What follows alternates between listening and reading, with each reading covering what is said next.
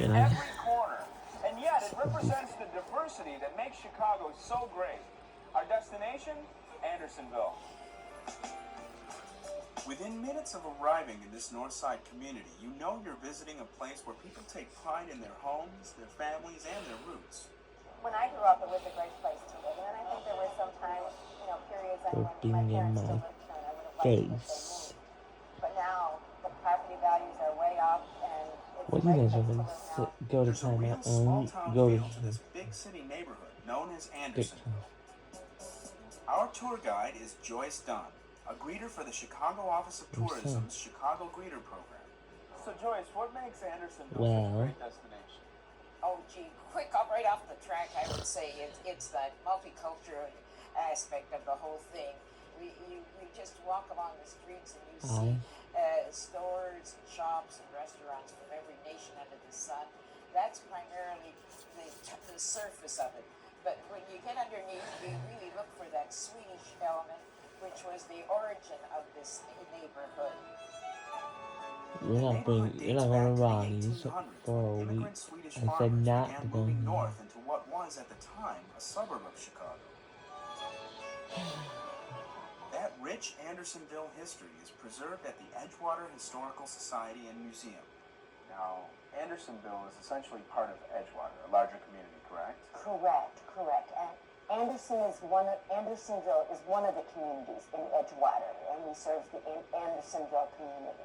And the heart of that community is what? I would say the heart of the Andersonville community is Clark Street. To walk along Clark Street is to walk down one of Chicago's most historic thoroughfares. Clark Street began as an Indian trail, and later on it became part of Green Bay Road, which goes all the way up to Green Bay, Wisconsin. Today, Clark Street is a vibrant, bustling commercial district with block after block of unique shops and restaurants. Seems like there's some nice nightlife and dining around here as well. Oh, wonderful.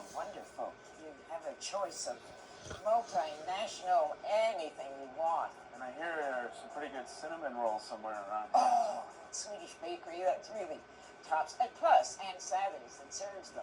They make their own special kind. And right next door to Ann Sather's, nourishment for the mind at the Swedish American Museum Center. Since 1976, this museum has been an anchor of Andersonville. Its permanent exhibit, The Dream of America, highlights the contributions of Swedes to our city.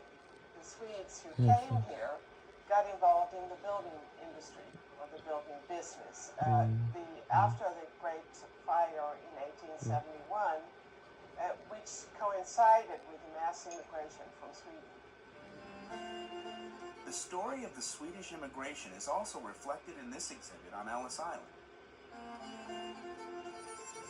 There's also a children's museum, and during the holiday season, many ways to learn about Swedish holiday tradition through classes and seminars.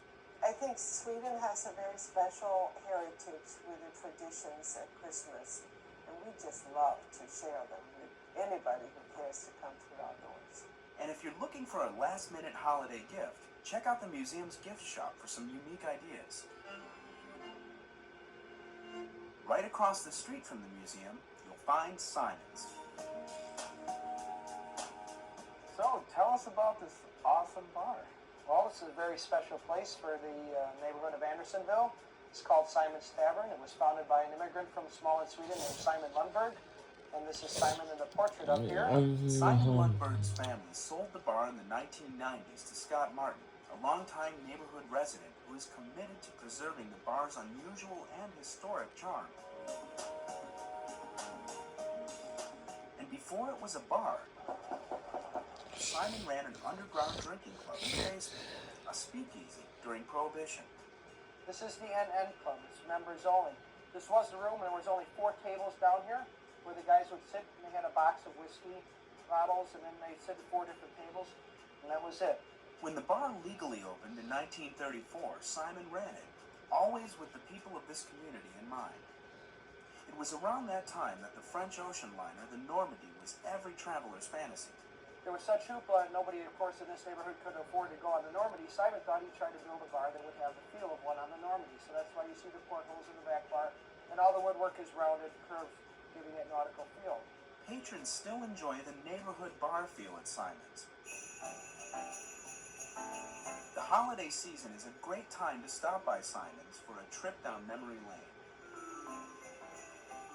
And it's a great time to visit Andersonville, where every year the holiday spirit comes alive. The best way to get here? On the CTA, of course. Here are the routes that will get you here. 22 Clark, 22 Damon, 92 Foster, 84 Peterson, 36 Broadway, Red Line. So why And not you're right explore there. Andersonville on the CTA?